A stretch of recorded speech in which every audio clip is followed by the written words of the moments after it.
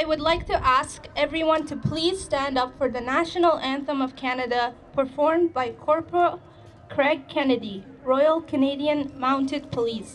و حال هم از مهمانان بسیار عزیز خواهشمندیم که به احترام سرود ملی کشور کانادا به پا خیزند.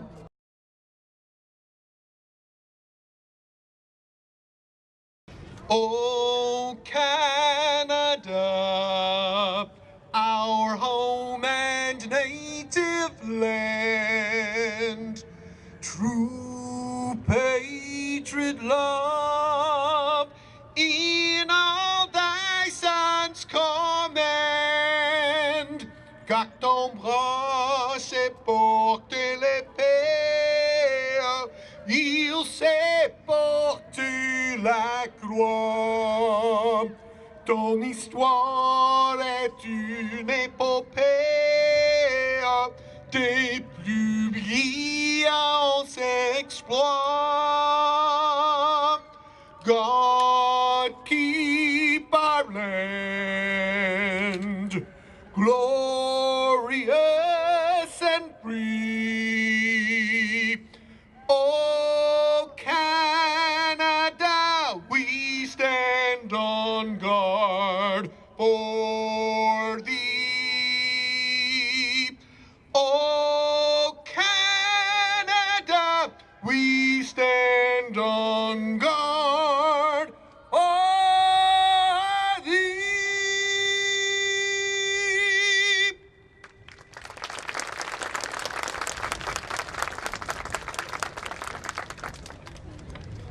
Thank you. I would like to invite Ali Mirzad on behalf of the organizing committee to the stage to deliver the statement of purpose for tonight's gathering.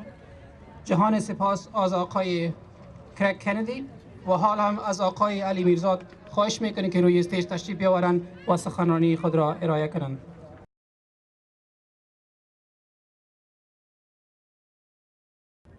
برادران، خواهران، عزار محترم، هموطنان گرامی، گردهمایی ما افغانهای مقیم اتاوا کانادا امروز به جهت همدردی و عدالت خواهی از مظلومان ستم دیده کشور ماست و پیام ما به شما همشهریان ستم دیده ما این است که شما تنها نیستید. برادران، خواهران شما در سراسر جهان و این کشور بزرگ با شما هستند. While 31 innocent Afghan nationals are abducted in what is evidently clear to be a systematic ethnic cleansing, and that a defenseless innocent young woman is beaten, rolled over, and burnt to death by a mob, the Ghani Abdullah government has yet to issue a single statement. It has been over 45 days since the abduction incident, and weeks since the second unfortunate incident. بر اساس ماده ششم اعلامیه بین المللی حقوق وظایف ملت‌ها، هر کشور مستقل مکلف است برای تامین حقوق اولیه تمام افراد تحت صلاحیت خود با احترام به حقوق بشر و آزادی‌های اساسی بدون تمایز از حیث نژاد، جنس، زبان یا مذهب عمل کند.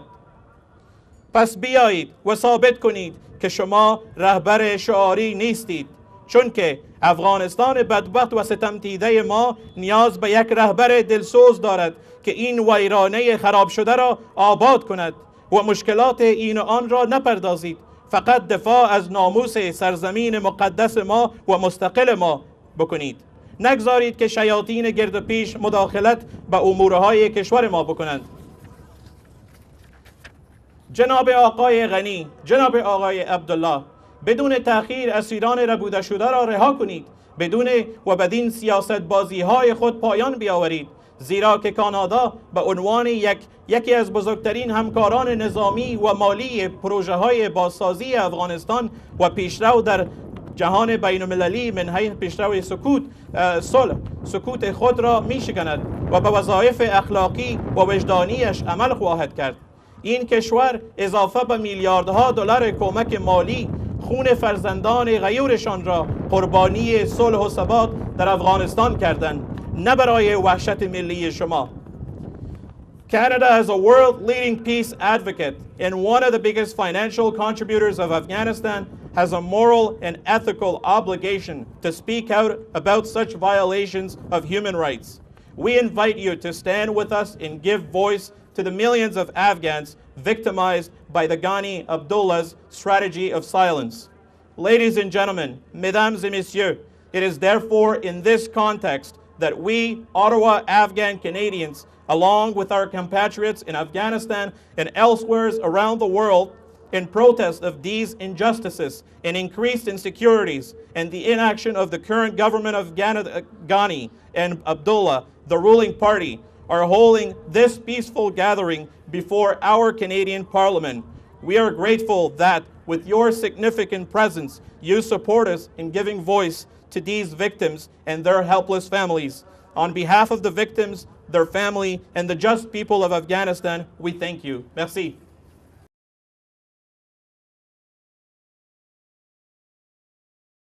It is with grave concern that I stand before you today after having heard of the events of this past number of weeks that have affected so many people.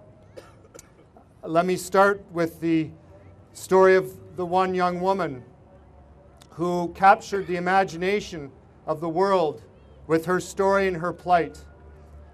I never met Farkunda. I don't know her family, but I do know as a person and a citizen of the world that her story was one of injustice, that her story was one in which her rights were denied her. I know that her story did capture the world's attention. And it is unfortunate that the attention was caught too late. It is unfortunate that she is not present.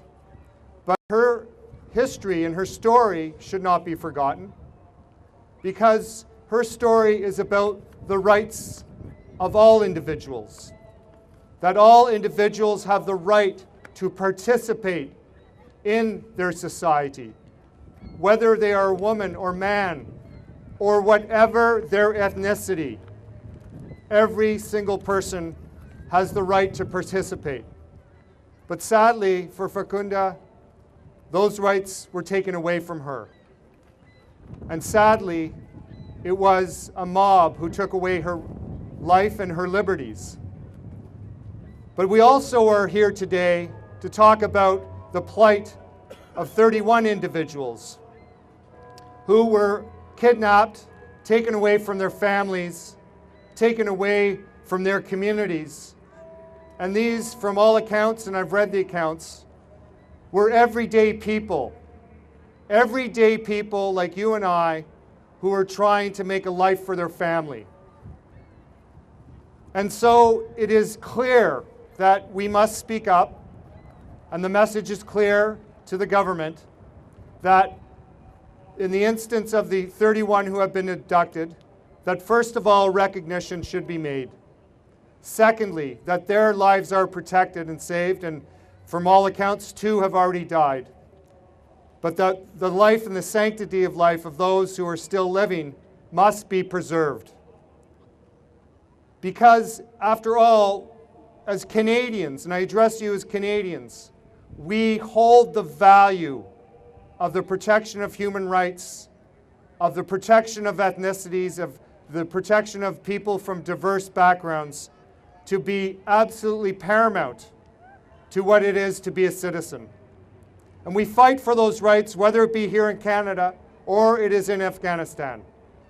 And that is my message today to you, because you are here today to send that message across our country and across the world, to say that as Canadians here assembled in front of our Parliament, we are calling on the government of Afghanistan, as was already mentioned, to protect the rights of all Afghans, no matter what their ethnicity, what their gender, where they live.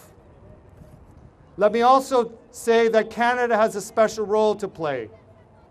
Canada not only was involved in being present in Afghanistan since 2001, but we were also, and this is very important, we were also very supportive of and funded and helped with the creation of the Afghan Independent Human Rights Commission. This commission is there to protect the rights of all citizens in Afghanistan, not just some. And so we must stand by those who now can't speak. We must be there for those who have been turned away, who have been kidnapped, or in the case of Farkunda, have lost their life. So my pledge is to take your message, to share it with our government here, to talk to the representatives of the embassy in Afghanistan here in Ottawa, and to ensure that it is clear that the rights of all, regardless of ethnicity, must be protected, that women's rights must be protected, that the rights of all groups within the country must be protected. And let me finish with this. We have seen over the years many different governments try to look the other way when it comes to human rights.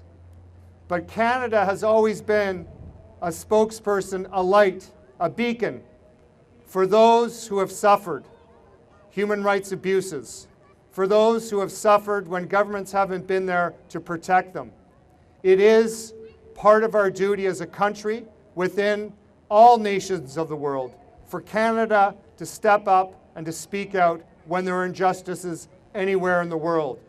And so let me leave you with that commitment as a member of Parliament, as a member of Canadian society, to ensure that your message is heard, and to encourage all of you to sign up the list that it will be passed around for people to put their name, their address, their email address, so that people can stay in touch, so that people can share information, so that people can make sure that the voices of those who right now have been silenced aren't, and that we work toward the future of an all-inclusive, democratic, and human rights protected Afghanistan. Thank you so much.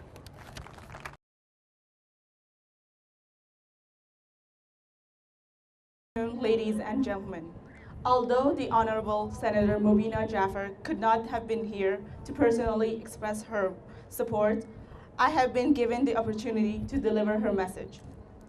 It does not escape me at how much I am missing by not being in town for this particular event, but I want to share a few of my thoughts with you today from afar.